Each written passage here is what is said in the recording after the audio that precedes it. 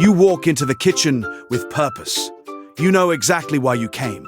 And then you stop, standing in the middle of the room, staring at the refrigerator like it owes you money. And the reason is just gone.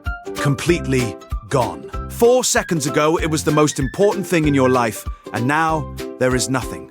Just you, the hum of the fridge, and a quiet, creeping suspicion that your brain has started without you. First, relax. You are not losing your mind. You are not too young for this, and you are not too old for this.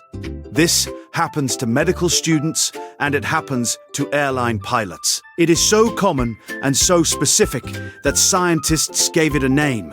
They call it the doorway effect. And yes, it is exactly what it sounds like. The door did it. That is the part that sounds insane. So let me be precise. Researchers had people memorize an object, then walk a set distance to a table to set it down.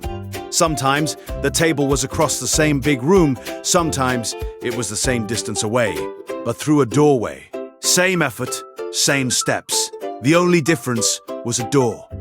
And the people who walked through the doorway forgot more. Walking through a doorway by itself made memory worse, which makes no sense until you understand the strange thing your brain is doing every second of your life. It does not record your day as one long continuous film. It cannot. There is far too much.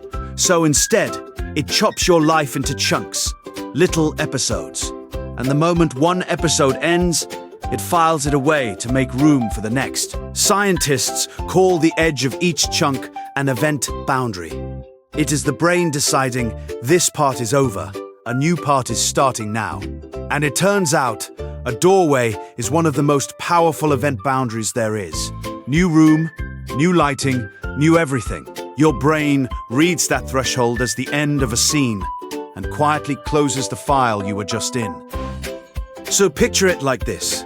Your brain is writing the book of your day, and a doorway is a page break. The reason you walked into the kitchen, the thought, get the scissors, that was written on the last page. You crossed the threshold, the page turned, and the new page opens fresh and blank. The scissors are still back there. You just stopped reading that chapter. And here is something nobody tells you. It is not really about doors. A door is just the most obvious version of a much bigger thing. Your brain slams these pages, breaks down all day, when a phone call ends, when you finish one task and start another, when a conversation changes subject. Every one of those is a tiny doorway in your mind, quietly closing a chapter you did not realize you were in. There is a reason it feels like the memory is somewhere else, because, in a way, it is. The thought you formed was tangled up with the room you formed it in. The couch, the TV, the exact spot you were standing. Memory loves to anchor itself to a place. So when you leave the place, you leave half the memory behind, sitting on the couch, waiting for you to come back. Which is why the oldest trick in the book actually works. You stand in the kitchen, blank, defeated, and you walk back into the living room. And the instant you cross the doorway again, it slams back into you. Scissors. You return to the page. The context snaps back, and the memory was sitting right there the whole time. You are not searching your brain. You are walking back to the right chapter. Now here is the part that should make you feel better about your sad little fridge moment. This is not a bug. This is the single most useful thing your brain does. If you remembered every detail of every second with equal weight, you would be buried alive in your own life. You would not be able to think. Forgetting on purpose, filing things away, is how you stay sane. This is also ancient. A brain that holds onto everything is slow, and a slow brain in a dangerous world is a dead brain. The ancestors who survived were the ones who could drop the irrelevant, snap to the new scene, and react. So that blank moment at the fridge is a 400,000-year-old survival feature. Misfiring over a forgotten snack. You are not broken. You are highly optimized for a world that no longer exists. But before you start blaming every door in your house, the story has a twist. Because scientists are annoying and they kept testing it. And newer studies found that a doorway alone, in a quiet, immersive room, often does not do much at all. The door is not a magic memory eraser. So, if it is not just the door, then what actually drops the ball? You, specifically, your overloaded, half-distracted mind. The forgetting comes roaring back the moment people are juggling something else. A second task, a full head, a running list of 40 other things. That is the real recipe. A doorway closes the chapter, and a cluttered mind never bothered to save the file in the first place. The door is just the trigger. Your multitasking is the gun. Think about when this actually happens to you.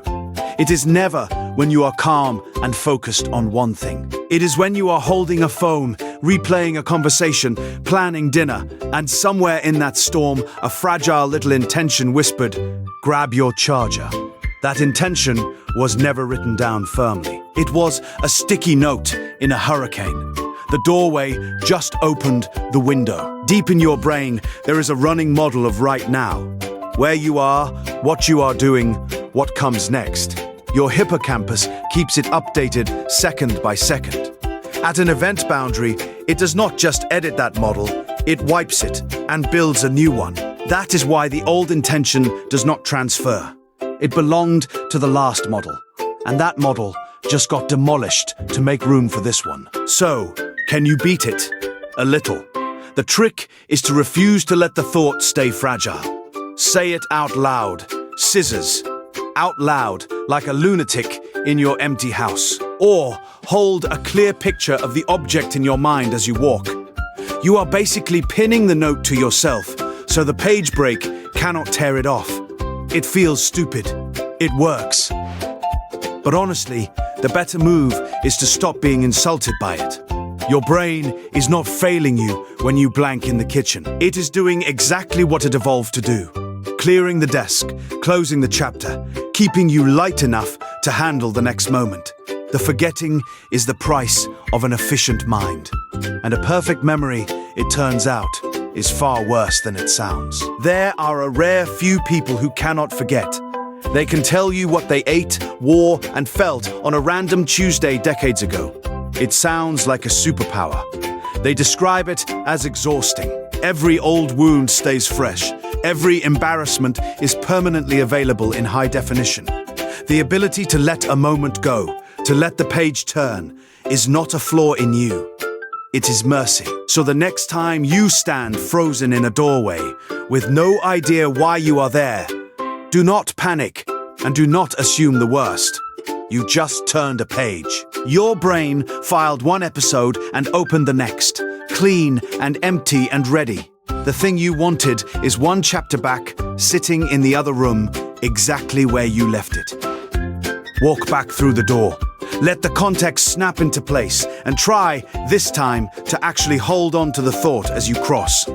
Or do not. Walk back and forth between two rooms 4 times like the rest of us, slowly losing the will to live.